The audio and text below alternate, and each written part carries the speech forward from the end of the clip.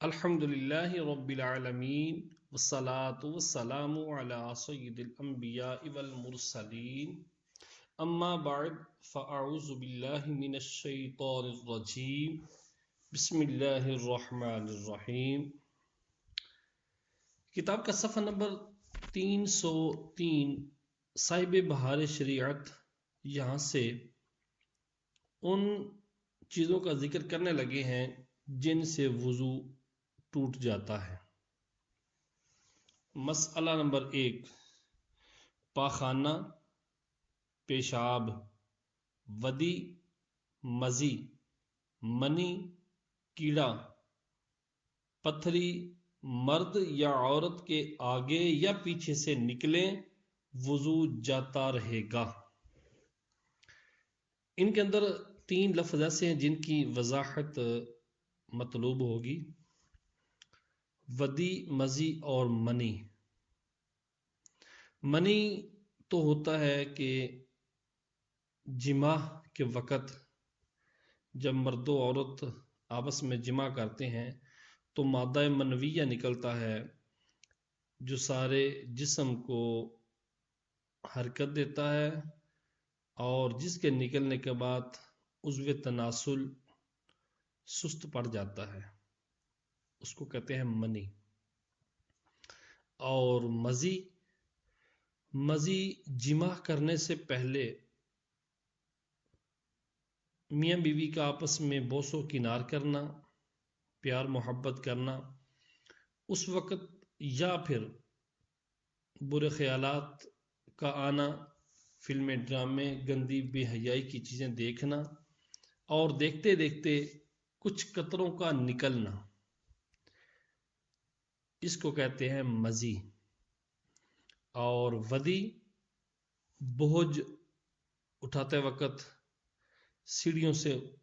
اترتے وقت یا پھر پیشاب کے پہلے یا بعد میں چند قطرے آتے ہیں،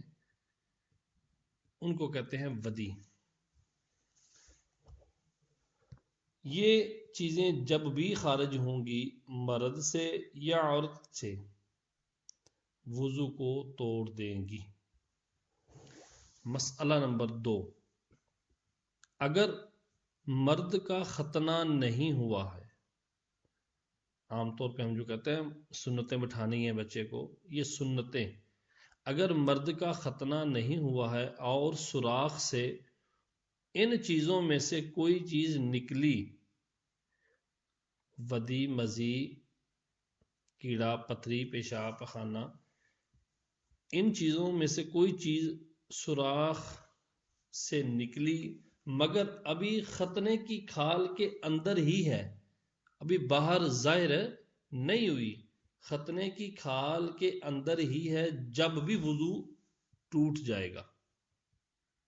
نمبر 3، یوں ہی عورت کے سوراخ سے نکلی کوئی چیز، عورت کے سوراخ سے نکلی مگر ہنوز، ابھی، ہنوز بمانا ابھی اوپر والی کھال کے اندر ہی ہے، جب بھی وضو جاتا رہا۔ نمبر 4، عورت کے آگے سے جو خالص رطوبت بے آمیزش خون نکلتی ہے، عورت کے آگے سے مقام سے جو خالص رطوبت نکلتی ہے جس میں خون کی آمیزش نہیں ہوتی، ناقص وضو نہیں۔ اگر کپڑے میں لگ جائے تو کپڑا پاک ہوگا۔ نمبر 5، مرد یا عورت کے پیچھے سے ہوا خارج ہوئی وضو جاتا رہا۔ نمبر 6، مرد یا عورت کے آگے سے ہوا نکلی، توجہ، مرد یا عورت کے آگے سے ہوا نکلی یا پیٹ میں ایسا زخم ہو گیا کہ جھلی تک پہنچ گیا، اس سے ہوا نکلی تو وضو نہیں جائے گا۔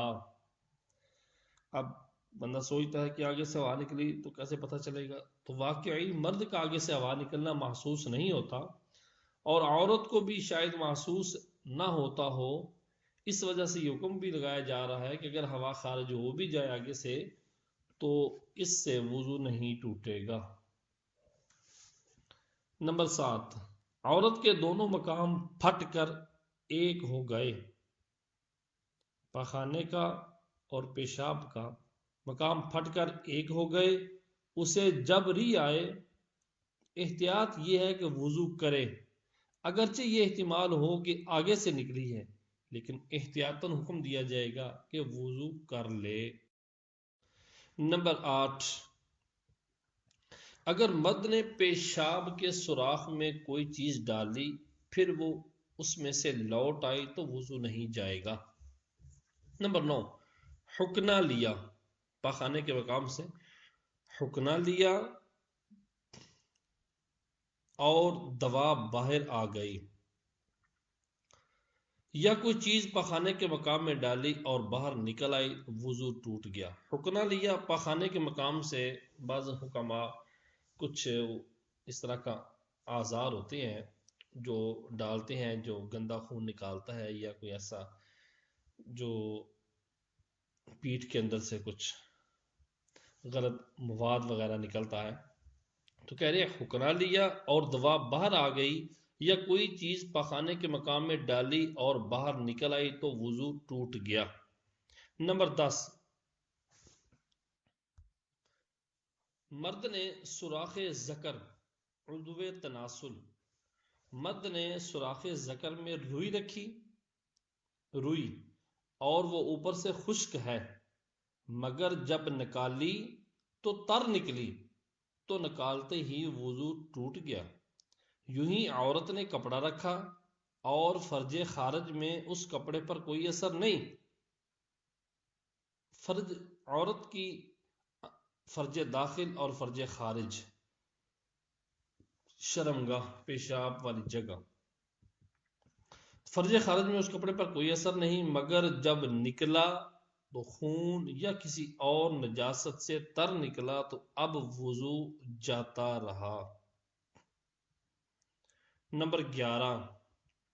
خون یا پیپ یا زرد پانی کہیں سے نکل کر بہا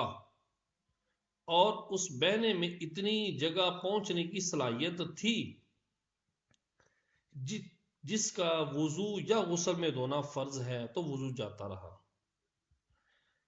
یعنی جسم کے وہ اعضاء جن میں سے خون یا پیپ یا زرد پانی کہیں سے نکلا اور نکل کر بہا اور بہہ کر ایسی جگہ پہنچ گیا جس جگہ کا دھونا وضو یا غسل میں ضروری ہے، تو اب یا اس کے اندر بہنے کی صلاحیت ہو تو وضو جاتا رہا۔ اگر صرف وہ پانی، خون، پیپ اگر صرف چمکا یا ابھرا اور بہا نہیں، جیسے سوئی کی نوک یا چاقو کا کنارہ لگ جاتا ہے اور خون ابھر یا چمک جاتا ہے، یا خلال کیا یا مسواک کی یا انگلی سے دانت مانجے یا دانت سے کوئی چیز کاٹی اس پر خون کا اثر پایا، یا ناک میں انگلی ڈالی اس پر خون کی سرخی آ گئی مگر وہ خون بہنے کے قابل نہ تھا تو وضو نہیں ٹوٹے گا۔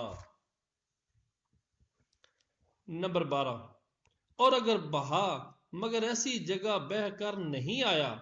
جس کا دھونا فرض ہے وضو یا غسل میں تو وضو نہیں ٹوٹا۔ مثال کے طور پر آنکھ میں دانا تھا اور ٹوٹ کر آنکھ کے اندر ہی پھیل گیا، باہر نہیں نکلا، یا کان کے اندر دانا تھا،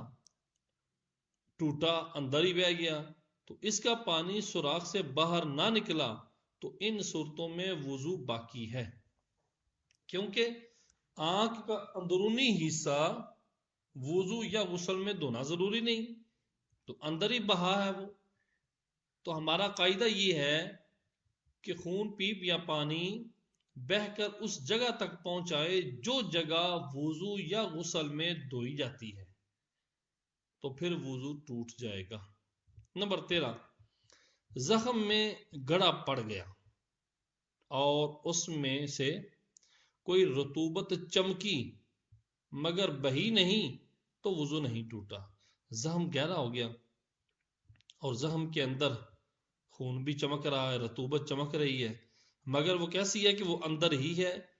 باہر نہیں نکل رہی، بہہ نہیں رہی، تو اس سے وضو نہیں ٹوٹے گا۔ زخم سے خون وغیرہ نکلتا رہا اور یہ بار بار پوچھتا رہا کہ بہنے کی نوبت نہ آئی، نکلا پوچھ دیا، نکلا پوچھ دیا، بہنے دیے ہی نہیں، تو غور کرے اگر نہ پوچھتا تو یہ بہہ جاتا، اگر تو یہ بہہ جاتا تو وضو ٹوٹ گیا، اگر نہ بہنے والا ہوتا تو نہیں ٹوٹا۔ یوں ہی اگر مٹی یا راکھ ڈال ڈال کر سکھاتا رہا تو اس کا بھی وہی حکم ہے۔ یعنی پھر سوچ لے کہ جتنا میں نے پوچھا ہے، اگر یہ نہ پوچھتا تو کیا یہ بہہ جاتا؟ اگر بہنے والا ہے، بہنے کی صلاحیت رکھتا تھا، توڑنے کا حکم دیا جائے گا، وگرنہ نہیں۔ نمبر 15، پھوڑا یا پھنسی نچوڑنے سے خون بہا، اگرچہ ایسا ہو کہ نہ نچوڑتا تو نہ بہتا، جب بھی وضو جاتا رہا۔ بھئی نہ نچوڑتا تو نہ بہتا تو اس وقت حکم بھی تو نہیں لگنا تھا نا۔ اب نچوڑا اور خون بہ گیا، بہ کر باہر آ گیا، ایسی جگہ پر آ گیا جس جگہ کا دھونا ضروری ہے، تو جب بھی وضو جاتا رہا۔ نمبر 16، آنکھ، کان، ناف یا پستان وغیرہ میں دانا یا ناسور، ایسا زخم جو ٹھیک نہیں ہو رہا، یا کوئی بیماری، ان وجوہ سے جو آنسو یا پانی بہے،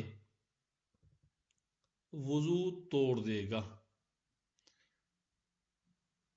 آنکھ سے، کان سے، ناف سے، پستان وغیرہ سے کوئی دانا یا کوئی ایسی بیماری ہے کہ جس کی وجہ سے آنسو نکل رہا ہے یا پانی نکل رہا ہے کان، آنکھ، ناف سے، دانے کی وجہ سے، بیماری کی وجہ سے، تو وہ وضو توڑ دے گا۔ نمبر 17، زخم یا ناک یا کان یا منہ سے کیڑا یا زخم سے کوئی گوشت کا ٹکڑا جس پر خون یا پیپ کوئی نجس رطوبت قابل سیلان نہ تھی، یعنی بہنے کی صلاحیت نہ رکھتی تھی، کٹ کر گرا، وضو نہیں ٹوٹے گا۔ فرما رہے ہیں کان ہے، ناک ہے، ہاتھ، منہ وغیرہ سے کوئی کیڑا یا پھر جسم کا کوئی گوشت کا ٹکڑا، اور ٹکڑا بھی ایسا جس کے اوپر اتنا خون نہ ہو جو بہنے کی صلاحیت رکھتا ہو، تو اگر یہ حصہ کٹ کر گرا ہے یا کیڑا کٹ کے گرا ہے، ہٹ کے گر گیا ہے اور اس پہ بہنے والا خون نہیں ہے، تو وضو نہیں ٹوٹے گا۔ نمبر 18، کان میں تیل ڈالا تھا اور ایک دن بعد کان یا ناک سے نکلا، کان میں تیل ڈالا تھا اور ایک دن بعد کان یا ناک سے نکلا، وضو نہ جائے گا۔ یوں ہی اگر منہ سے نکلا، جب بھی ناک سے نہیں۔ ہاں اگر یہ معلوم ہو کہ دماغ سے اتر کر معدے میں گیا اور معدے سے آیا ہے تو وضو ٹوٹ گیا۔ نمبر 19، چھالا نوچ ڈالا، اگر اس میں پانی بہہ گیا، وضو جاتا رہا، ورنہ نہیں۔ چھالا وغیرہ بنا ہوا ہے، پھنسی بنی ہوئی ہے، تو اس کو نوچا، کھلڑی اتاری اوپر سے، اگر تو اس کے اندر بہنے والا پانی ہے تو وضو گیا، ٹوٹ گیا، ورنہ نہیں۔ نمبر 20، منہ سے خون نکلا، اگر تھوک پر غالب ہے وضو توڑ دے گا، ورنہ نہیں۔ اب تھوک پر غالب کیسے ہے، اس کی شناخت سنیے۔ فائدہ، غلبہ کی شناخت اس طرح کریں گے کہ تھوک کا رنگ اگر سرخ ہو جائے تو خون غالب سمجھا جائے گا۔ ہم نے کہا نا کہ تھوک سے خون غالب ہے تو وضو توڑ دے گا، ورنہ نہیں۔ تو غالب کا اعتبار کیسے کریں گے؟ تھوکا بندے نے، تھوکے میں دیکھ جائے گی کہ تھوک کا رنگ اگر سرخ ہو گیا تو خون غالب سمجھا جائے گا اور وضو ٹوٹ گیا۔ اور اگر زرد ہو، تھوک اگر زرد ہو تو غالب نہیں خون، پھر خون مغلوب ہو گیا ہے، اس صورت میں وضو نہیں ٹوٹے گا۔ مسئلہ نمبر 21، جونک یا بڑی کلی نے خون چوسا اور اتنا پی لیا کہ اگر خود نکلتا تو بہہ جاتا، وضو ٹوٹ گیا ورنہ نہیں۔ نمبر 22، اگر چھوٹی کلی یا جوں یا کھٹمل، مچھر مکھی پسو نے خون چوسا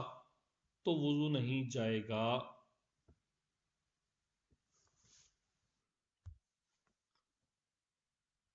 نمبر 23،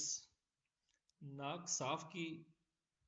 اس میں سے جمع ہوا خون نکل آیا، وضو نہیں ٹوٹا۔ نمبر 24، ناروں سے، ناروں یہ انسان کے بدن پر کچھ دانے بن جاتے ہیں، ایک بیماری ہے جس کی وجہ سے وہ دانوں سے دھاگا کی طرح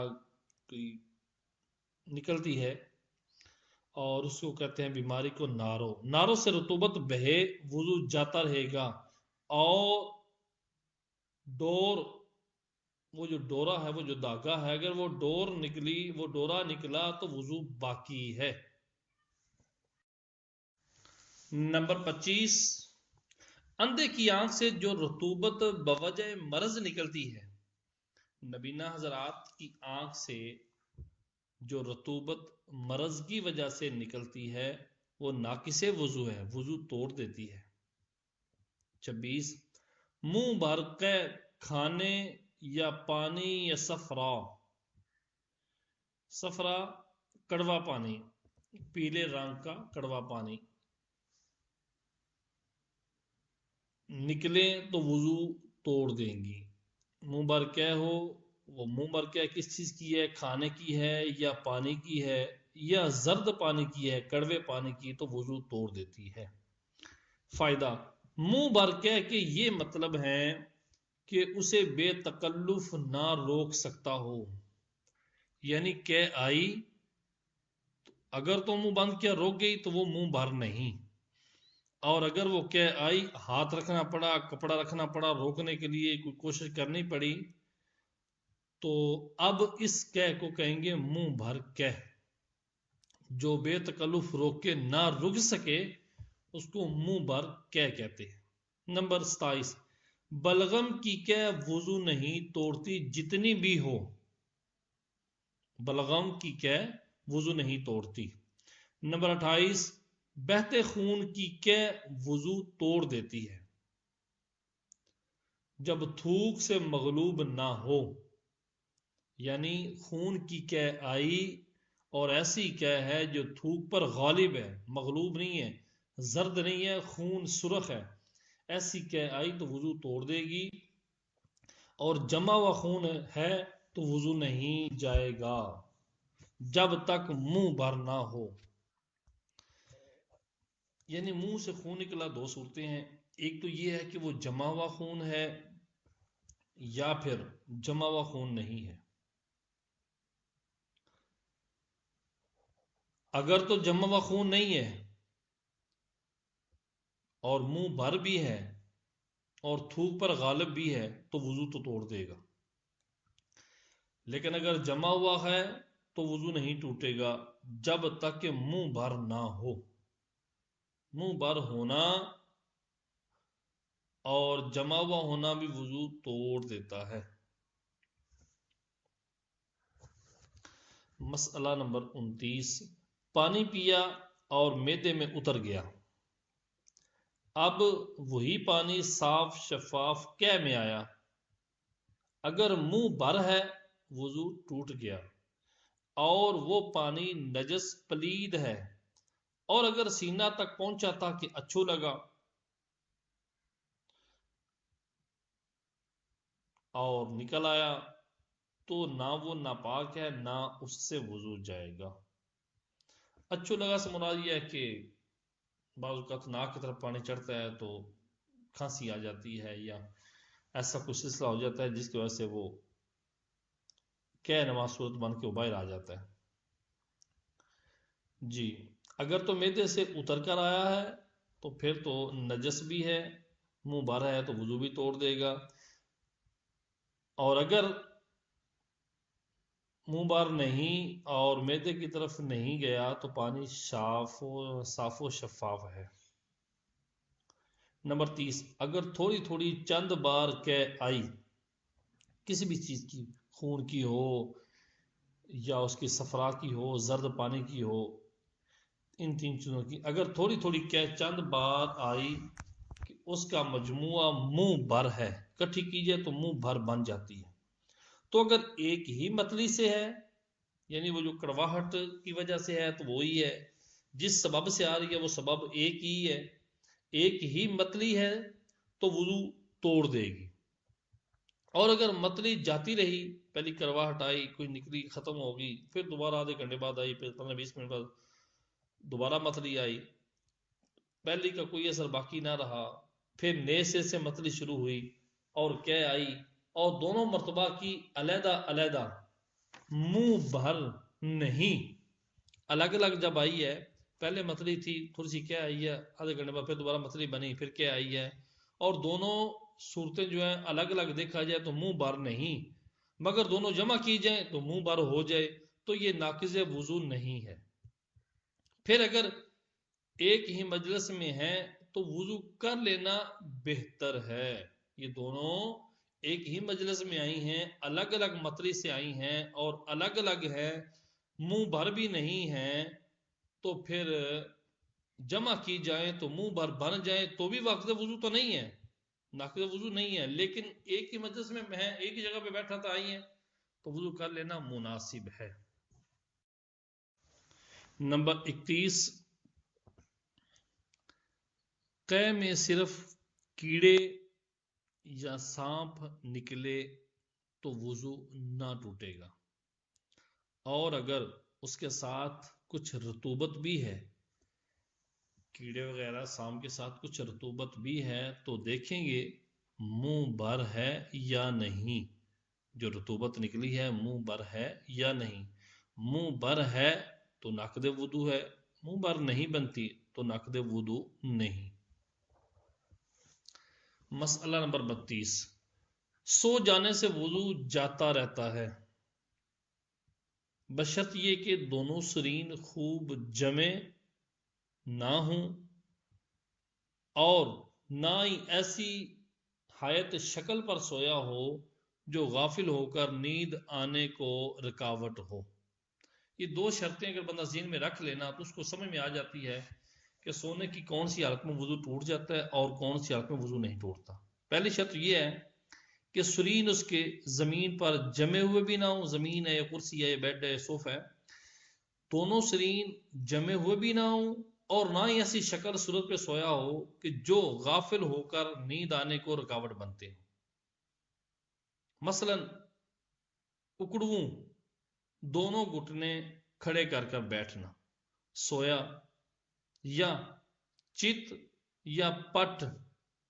یا کروٹ پر لیٹ کر، چت لیٹ کر سیدھا منہ پر کر کے، پٹ لیٹ کر وہ بھی اسی طریقے،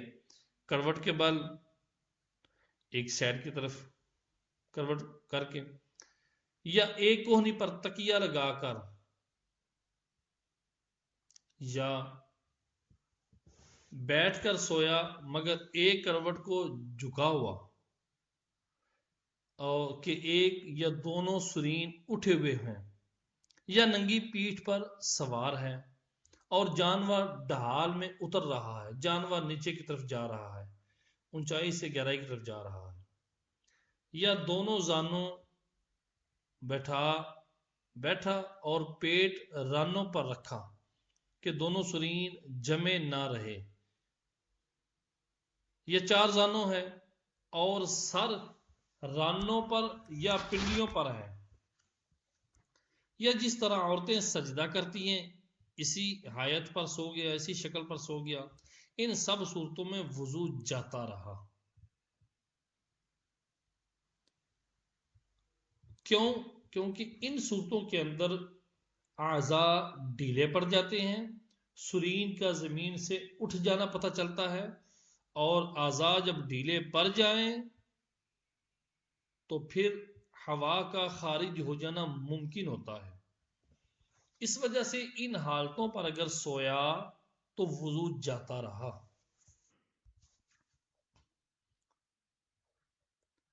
اور اگر نماز میں ان صورتوں میں سے کسی صورت پر قصدن سویا تو وضو بھی گیا، نماز بھی۔ وضو کر کے سرے سے نیت باندھے اور بلا قصد سویا، وہ تو وضو کر کے نیزے سے نیت باندھ لینا۔ اب اگر بلا ارادہ بلا قصد سو گیا تو وضو جاتا رہا، نماز نہیں گئی۔ وضو جاتا رہا، نماز نہیں گئی، مطلب کیا ہے؟ مطلب یہ جس رکن میں ہے نا، وضو کر کے جس رکن میں سویا تھا وہاں سے ادا کرے اور از سرے نو پڑھنا بہتر ہے۔ واضح؟ اگر تو جان بوجھ کر سویا ان صورتوں میں جو بیان کی گئی ہیں تو وضو بھی گیا اور نماز بھی گئی۔ وضو کر کے نئے سرے سے نماز کی نیت باندھے، اور اگر بلا ارادہ ان حایتوں میں سے کسی حایت پر کسی شکل پر سو گیا بلا ارادہ بلا قصد تو وضو جاتا رہا، نماز نہیں گئی۔ اس کا مطلب یہ ہے کہ جس رکن میں سویا ہے اٹھے،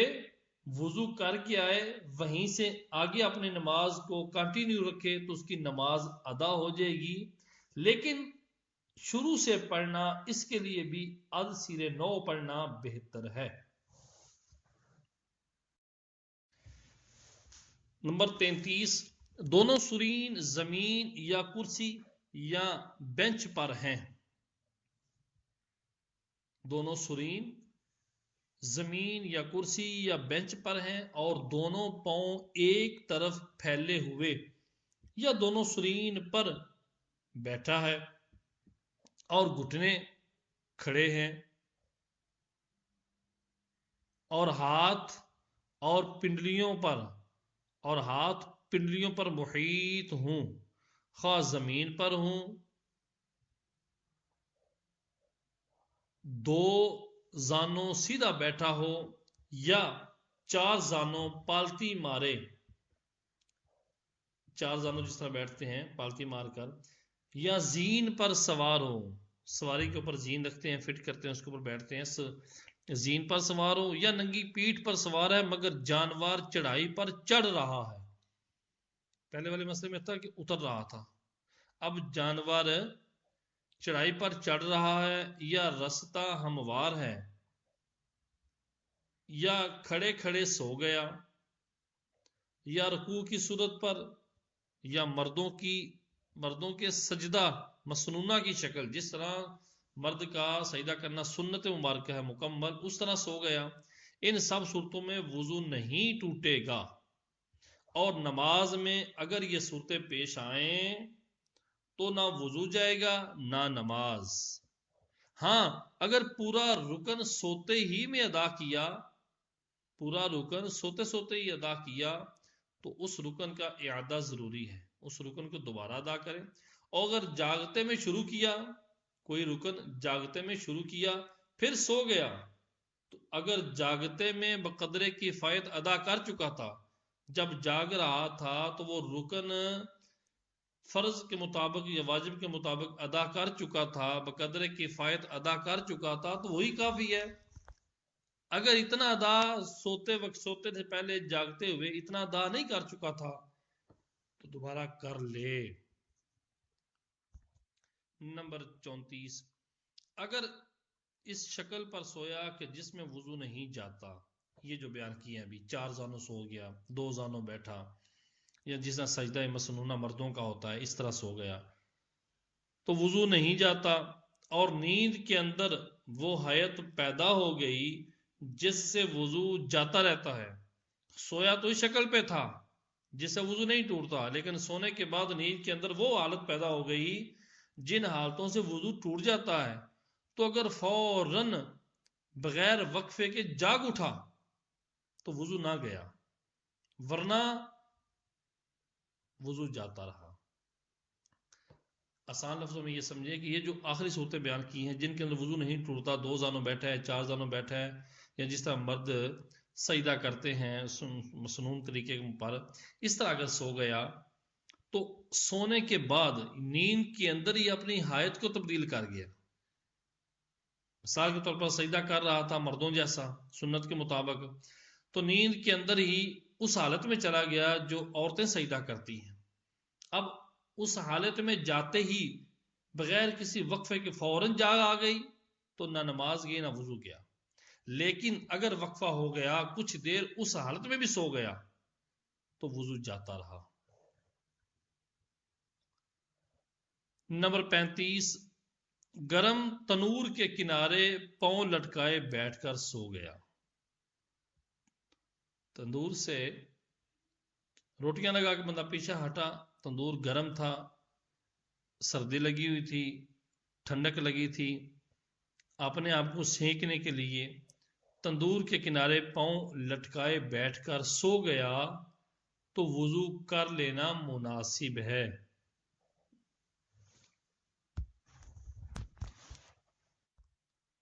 نمبر 36، بیمار لیٹ کر نماز پڑھتا تھا، نیند آ گئی، وضو جاتا رہا. 37، اونگنے یا بیٹھے بیٹھے